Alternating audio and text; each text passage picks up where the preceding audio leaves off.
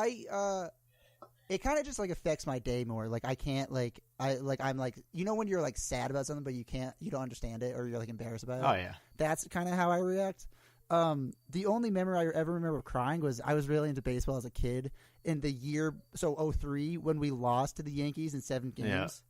I remember I was like so confident we were going to win, but I was too young to watch it. To stay up that late. So my dad told me this morning and I was like in my bed crying and I was like, this is weird. I think it's, but looking back at some of the things as a kid are really funny. Cause whenever I was like, I don't know, 13, 14, if the Patriots played like a 1:00 game and they lost to a team, I would be so mad and I would just go downstairs into my basement and I would turn on my Xbox and play my career mode with the Patriots and be like, we're back to winning, baby. When I was a kid, if I lost to the Patriots in like my franchise mode, I was freaking out. I never could like quit and restarted, but I was like physically upset if I lost because I felt like I was letting the team down. Oh yeah, you know. But it's really interesting because I got into the Patriots. Like I got really into football much later than you guys. So like I was always like a New England sports fan growing up, but that was really just because everybody else was. But then going into college, I got really into it. So probably the hardest memory is still the Plaxico Burress catch. Poor Ellis Hobbs. Yeah. Like that was probably the hardest. And Rodney Harrison having perfect coverage on David Tyree. Stop. David Tyree. His only and last NFL catch. But it was so hard, like just like because I've been watching Connor. I spent like 6 hours watching football stuff with Dave yesterday, and it was amazing. But we were going over just like we watched A Football Life with Bill Belichick, and we watched A Football Life with Rodney Harrison, and then like The Great American Sport. But so we had to watch those moments a lot because that's like talking about Rodney Harrison. That's one of the most like influential moments of his life is failing right there, even though he did everything perfectly. So those are even harder to watch now for me. But I think when we lost to the Baltimore Ravens, the year that they won the Super Bowl was probably the hardest experience. That was devastating. That was devastating. And that was like the first time I ever like drank to try to feel better about something.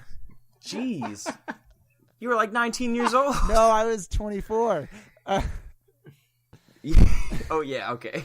For the sake of this podcast, you were 24. Yeah. Obviously, for the sake of this podcast, you're not even 24 yet. We are talking about drinking Sunny Delight. You're drinking soda. Well, in that game, I remember freaking when Stephen Ridley got knocked the F out by freaking Bernard Pollard. That's when I knew it was over. I was mad. Goodness. I was mad. He got knocked out and had a fumble because he was knocked out, and I was mad that he let go of the ball. And I was like, "What is wrong with me?" Because he died. His brain function stopped working, and we're all mad at him for fumbling. He died for 5 seconds, and we're like, "Oh." Talking about concussions that we never talked about. But then on the flip side, when Edelman got popped by Chancellor and they kept running. Oh my god! Even though you know that in like 20 years, like Edelman's going to be like have Muhammad Ali syndrome for a brain. Dude, you gotta watch. You gotta watch. I think it's called A Great American Sport, but it has like players as the commentary, and it talks about the 14 when we beat the Seahawks, and then just 2 years later, dude, Edelman is like slurring his speech, and he like. It's like you can see the physical like effect that's happening, like of him just getting ruined. I don't want to mess up. His articulation has changed. Yeah, it's crazy. Ew.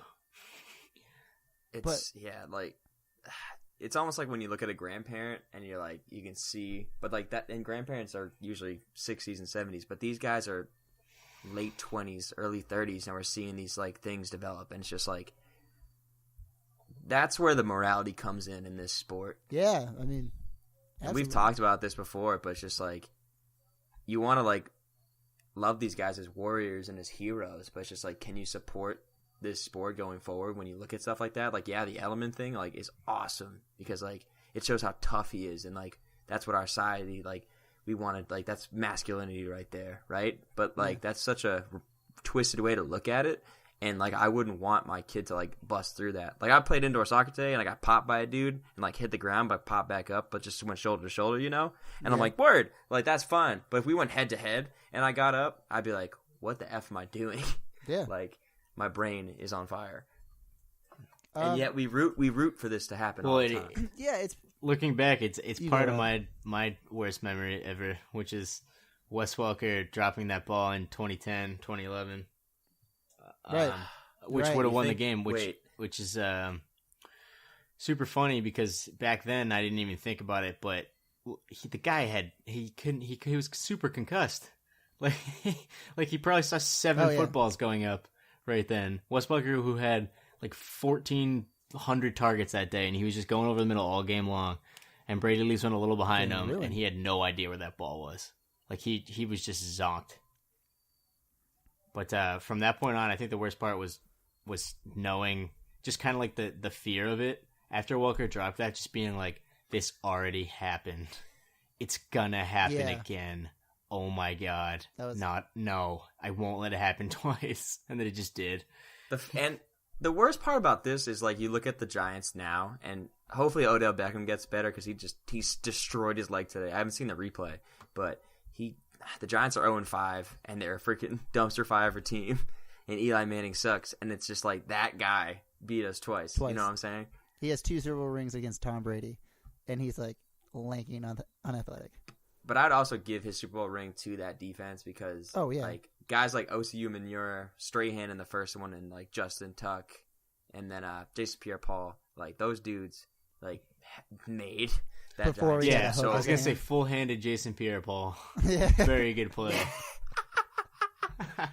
JPP. I guess let's take a positive spin on this. What's your favorite Pats memory outside of like Super Bowl wins? Because like we're New Englanders, like we can think about like some obscure like random game ass and, like moment. memory that sticks out.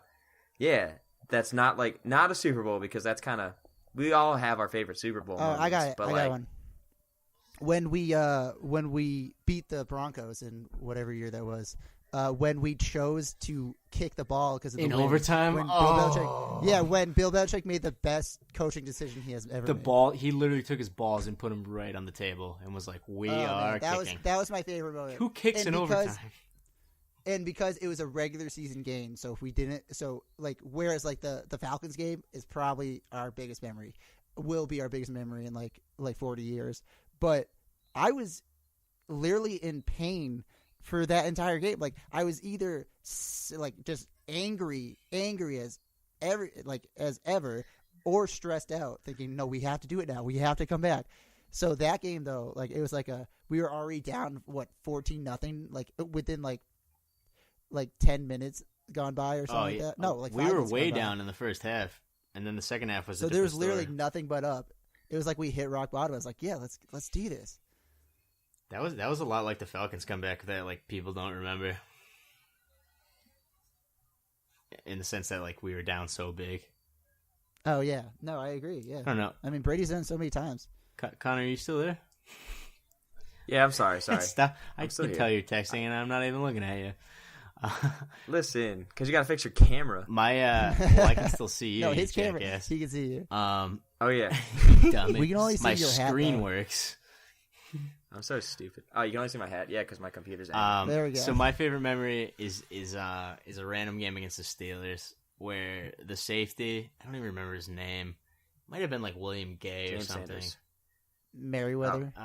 He before the game, he's like, "Yo, we gonna shut down Randy Moss. Like, they're not that good. Like, whatever." And then they come out early in the game, and that safety was playing the single high safety, so it was man coverage on Randy Moss with the safety over the top. And Randy Moss ran a deep crossing route from the right side of the field all the way to the front pylon of the end zone on the left side, and just outran both of them. And Brady just dropped it in a bucket. And he was just looking at it. I'm like, oh, remember that time you called me out pregame? Here I am walking into the end zone. And it was like the biggest – that I missed the old Patriots back when they had Moss, when they'd be up by 25 and they'd be like, well, let's run a hard play action and try and throw deep again. And I missed the days of them just jamming it down people's throats and just being a dick, because it was hilarious when they used to do that. It's amazing. Like, well, that was their freaking like world. That was like their first revenge tour, because they've been on so many revenge tours because of what the league has done. The poor Titans. Every time we go on a revenge tour, we beat the Titans by 60.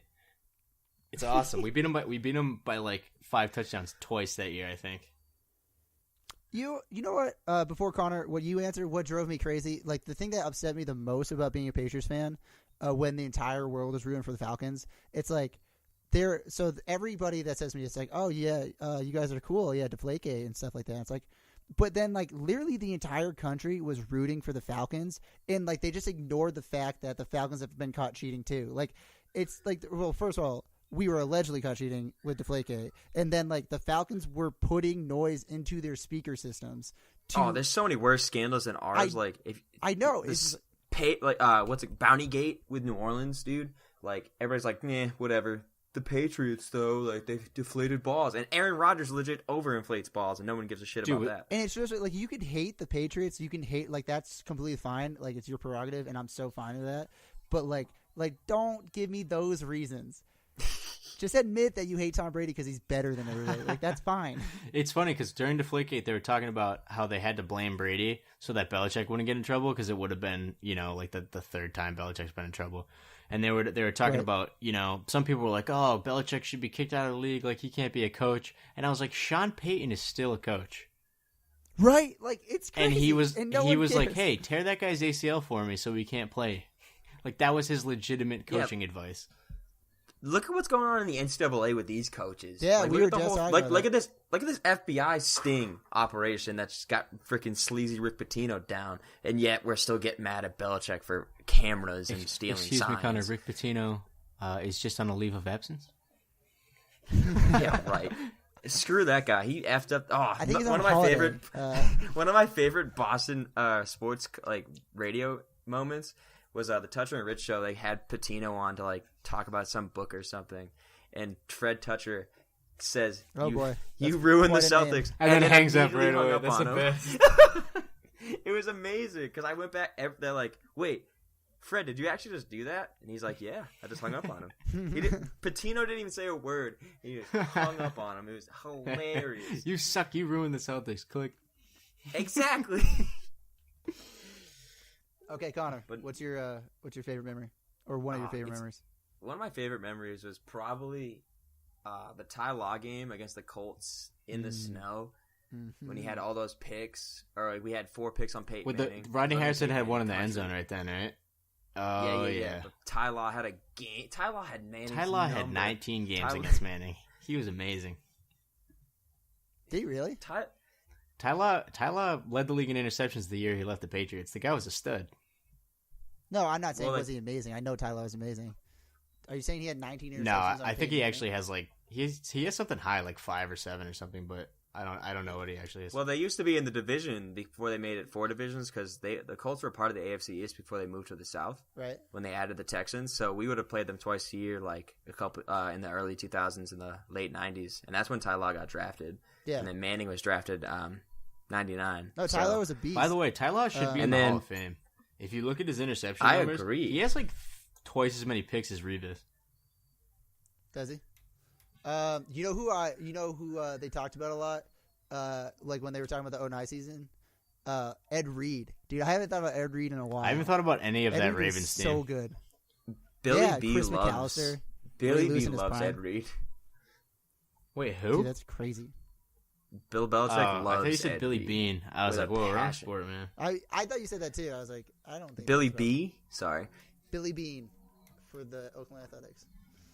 I love Brad Pitt, man. Hey, I love like not fat Jonah Hill, but like right in the middle.